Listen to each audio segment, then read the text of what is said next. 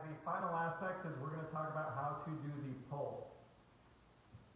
First, we'll go over it in conventional, and then we'll go over it in sumo. Same exact rules apply either one, doesn't matter. I just want you to see it in both positions, that way you can experiment and find the one that works right for you. Preston, I definitely want you to try the sumo pull. BJ, I think your conventional looks good, it just needs a couple aspects, especially in the approach to the bar. Okay. So, from the beginning, we're going to go over the approach, the starting position, and then what we actually do and how we get the bar off the ground. There's two cues that I like to go over, same for conventional, same for sumo. Those cues are, I think, shoulders up and back. And at the same time, immediately after that, I go shoulders up and back, then hips forward. So, in conventional, we do our approach.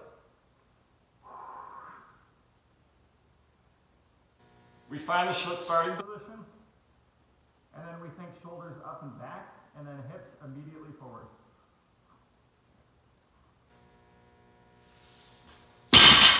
One more time.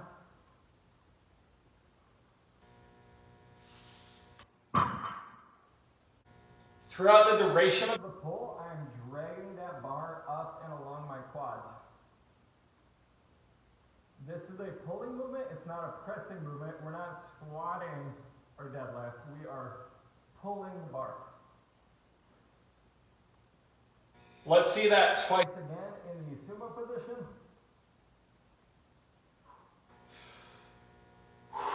We have the Approach.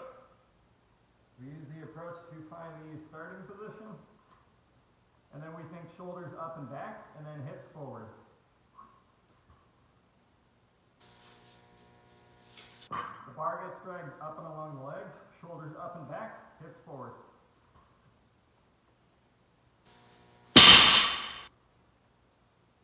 This last little tidbit is going to be specifically for you, BJ, because you have what I call a soft lockout.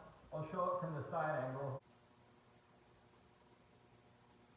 A soft lockout will keep the weight of the barbell on your spine itself and not on the muscles. The way that we alleviate this is by making sure that we're in a flex position and flexing our muscles. This includes our butt, our hamstrings, and our low back. Here's what a soft lockout looks like. It is what you were doing in the video that you sent me. So starting position, or the approach. Use the approach to find the starting position. And then your soft lockout ends here. Right? My hips aren't flexed. My legs aren't locked out, and my shoulders are kind of rounded. So a lockout is more like this.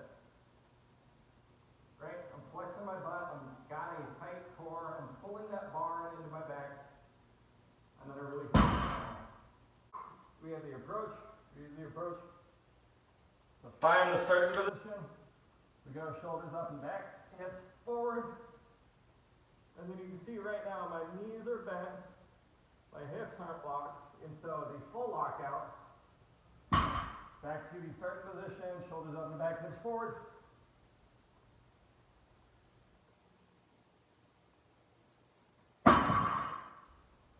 It's a very minor difference visually, but utilizing this is going to be the best way to keep the weight off your low back at the lockout itself. All right, guys, I hope that helped.